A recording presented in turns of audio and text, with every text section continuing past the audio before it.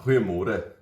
Ek en Johan Kutse is hier by Jeugnet in Kempton Park en nou bly ons in 'n Airbnb.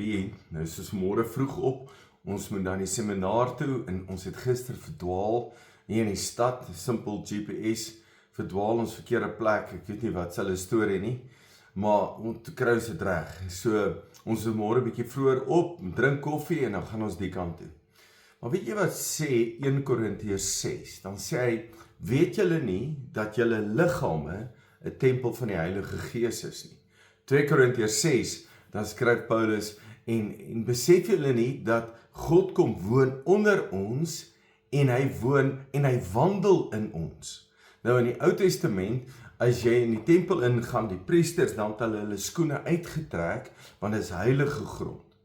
Maar besef vandag, loop God in jou skoene. Daar waar jy is, loop God in jou skoene.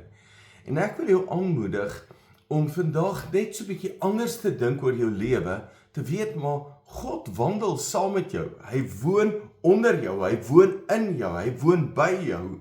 God is nie daar een kant nie, hy loop hier. God wandel hier. So daar waar jy nou loop, daar is God. Nou wat lekker is 'n klomp pastore wat by mekaar kom, jeugpastore, en hulle sing hulle aanbid die Here, en jy kan skielik beleef, maar hier's 'n klomp gelowiges by mekaar, want in elkeen van hulle loop die Here, waar ons ook al loop. Nou ry ons gister, ons sit net in die verkeer vas, dan besef ek, maar ons moet nou Jesus wees, ons moet nou kalm wees, want hy ry nou saam met ons, hy loop nou saam met ons, hy loop in ons skoene.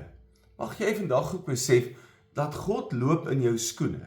Daar waar jy nou kom, loop God in jou skoene, met wie jy te doen het, met wat jy te doen het, loop God in jou skoene, en hy wandel saam met jou. Nou, dit was my vrye keuse. Ek het die Here begin dien, en ek het die Here in my lewe ingenooi, en nog steeds nooit die Here in my lewe in. En dan moet jy ook besef, as iemand in jou lewe inkom, by jou kom bly, verloor jy jou privaatheid. Met ander woorde, dis nie ek kan na een kant gaan en doen wat ek wil en niemand weet wat ek doen nie en dis maar okay nie. Nee, ek verloor my privaatheid.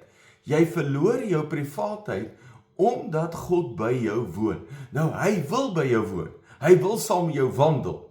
Want jy het met mense te doen wat ek nie meer te doen het nie. En daarom wil hy by jou wees. As jy jou privaatheid verloor, dan moet jy dink, wat sê ek, wat doen ek, waar loop ek, waar wandel ek? Dan moet ek altyd besef, maar as ek loop God nou in my skoene. As ek met iemand praat, staan God nou by en praat met my. En dan moet ek altyd God verheerlik. Ek moet altyd Jesus verheerlik. Ek moet altyd toelaat, Heilige Gees, wat wil jy hê moet ek doen? Wat wil jy hê moet ek sê?